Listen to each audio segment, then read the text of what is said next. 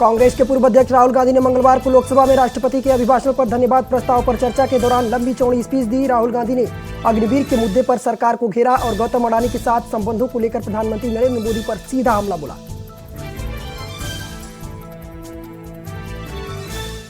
दिल्ली में एमसीडी चुनाव को लेकर के बीजेपी और आप में चल रही जंग सड़कों पर आ गई है। वहीं मामले को लेकर के आम आदमी पार्टी ने एक बार फिर से सुप्रीम कोर्ट की शरण ली है। सुप्रीम कोर्ट पहुंची एमसीडी चुनाव की लड़ाई।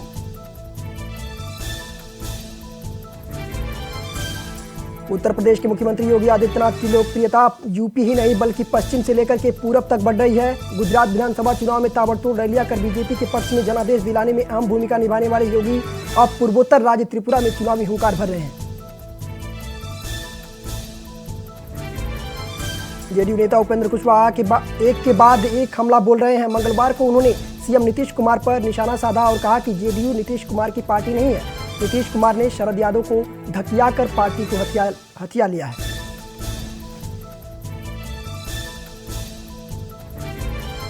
छत्तीसगढ़ के मुख्यमंत्री भूपेश बघेल ने आरक्षण को लेकर के बड़ा बयान दिया है। उन्होंने कहा कि पूर्व सीएम डॉक्टर रमन सिंह को स्मृति लोप हो गया है। Doctor Raman Singh SC ST OBC के विरोधी हैं। सीएम ने आगे कहा कि राज्यपाल वही काम कर रही हैं जो डॉक्टर रमन सिंह कर रहे हैं। पीएम मोदी 11 फरवरी को त्रिपुरा जाएंगे। त्रिपुरा विधानसभा चुनाव के लिए 2 चुनावी सभाओं को पीएम मोदी संबोधित करेंगे। ये चुनावी सभा त्रिपुरा के गोमती और ढलाई में होगी। 11 फरवरी को ये चुनावी सभा को संबोधित करेंगे प्रधानमंत्री मोदी। खबर लखनऊ से है, जहां भारतीय किसान यूनियन ने धमकी दी है कि इन्वेस्टर समिट में आने वाले का रास्ता रोक करके विरोध करेंगे। दरअसल किसान गन्ने का रेट घोषित न करने और बिजली दरों और आय दोगुनी न होने के सवाल को लेकर के इन्वेस्टर समिट का विरोध कर रहे हैं। संसद के बजट सत्र में राहुल गांधी ने भारत जोड़ो यात्रा का जिक्र कर महंगाई, बेरोजगारी, अग्निवीर, गरीब और अडानी के मुद्दे पर केंद्र सरकार पर निशाना साधा। राहुल ने कहा कि उन्हें भारत जोड़ो यात्रा के दौरान सेना के अफसरों और पूर्व सैनिकों ने बताया कि अग्निवीर योजना सेना की योजना नहीं है, इसे सेना पर थोपा गया है।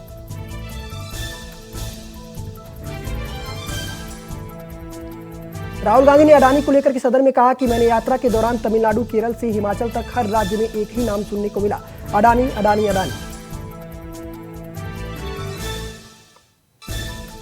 राहुल ने कहा कि युवा पूछ रहे थे कि अडानी की तरह स्टार्टअप शुरू करना है हमें भी। ये जिस बिजनेस में हाथ डालता है उसी में सफल हो जाते हैं। उन्होंने कहा कि अडानी पहले दुनिया के अमीरों में 609 नंबर पर थे। कौन सा जादू हुआ कि 9 साल में नंबर 2 पर आ गए। बीजेपी पार्लियामेंट बोर्ड में पीएम मोदी ने तुर्की के प्रति संवेदना व्यक्त की। इस दौरान वो तुर्की की बात करते हुए इमोशनल हो गए। उन्होंने साल 2001 में गुजरात के कच्छ में आए भूकंप को याद किया। उन्होंने कहा कि इस तरह की विभीषिकाएं हमने भी झेली हैं। कांग्रेस के वरिष्ठ नेता बाला साहब थोरात ने विधानसभा के CLP पद से इस्तीफा दे दिया है। नासिक विधानसभा परिषद चुनाव के बाद बाला साहब थोरात ने और प्रदेश अध्यक्ष नाना पटोले के बीच अनबन देखने को मिली थी।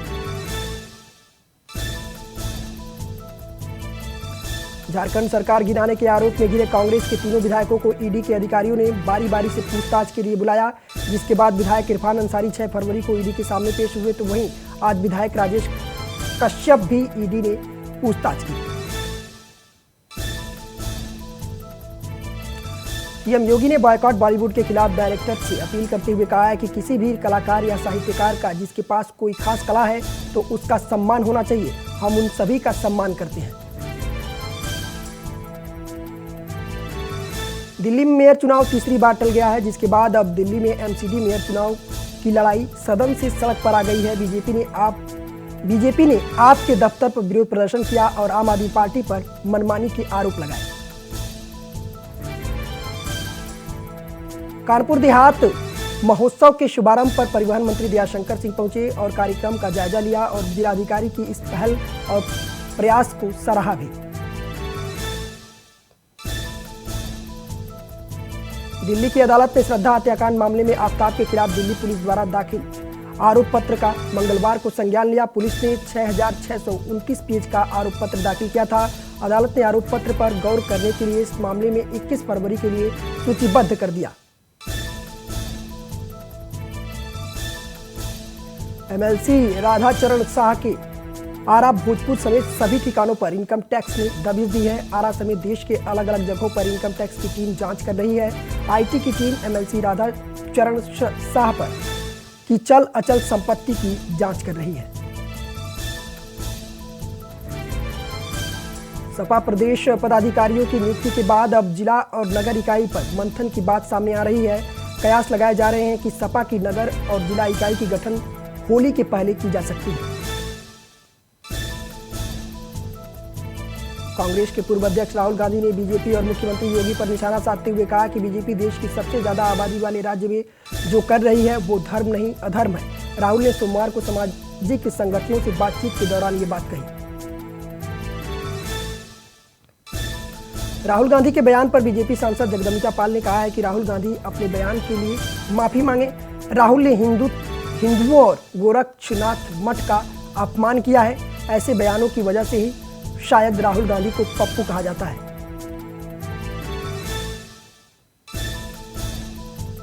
सपा महासचिव स्वामी प्रसाद मौर्य ने एक बार फिर से ट्वीट किया है। उन्होंने ट्वीट कर कहा है कि माननीय प्रधानमंत्री जी, आप चुनाव के समय इन्हीं महिलाओं, आदिवासियों और दलितों, पिछड़ों को हिंदू कहते हैं। आरएसएस प्रमुख मोहन भागवत जी कहते हैं कि जाति पंडितों ने बनाई।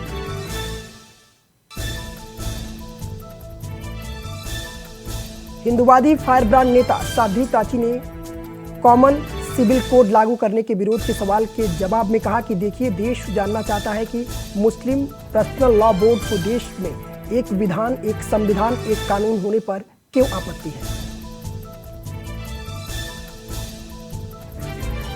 उत्तर प्रदेश परिवहन निगम की बसों का कल देर रात से किराया बढ़ा दिया गया है। रोडवेज की जनरल बसों में यात्रा करने वाले यात्रियों को अब अपनी जेब ढीली करते हुए 25 पैसे प्रति किलोमीटर की दर से किराया बढ़ाकर देना होगा।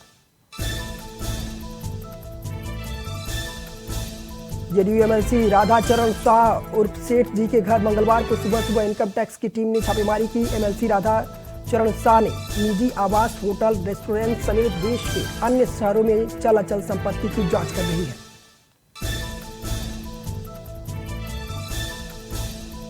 अलीगढ़ बीजेपी कार्यकर्ताओं की गुंडई का वीडियो वायरल हो रहा है। इंस्पेक्टर क्राइम के हाथ से मोबाइल छीनते हुए वीडियो वायरल हो रहा है।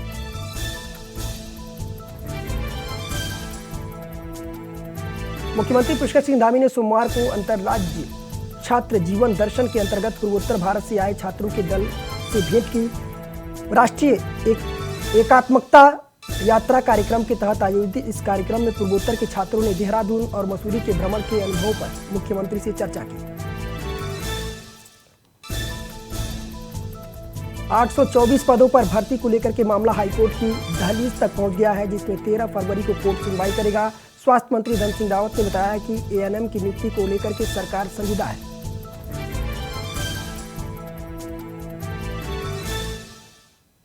देहरादून में एसबीआई और एलआईसी के निवेश को लेकर के कांग्रेस ने एसबीआई मुख्य शाखा के बाहर प्रदर्शन किया, जिसकी अगुवाई खुद कांग्रेस प्रदेश अध्यक्ष करण महारा ने की, जिसमें विधायक प्रीतम सिंह समेत पूर्व विधायक और बड़ी संख्या में कांग्रेसी मौजूद रहे। उत्तराखंड बीजेपी प्रदेश संगठन ने धामी सरकार की तारीफ करते हुए नकल माफियाओं पर कैसे शिकंजा कसा जा सके, इसको लेकर के राज्य हित में सरकार के द्वारा उठाए गए कदम की सराहना की है।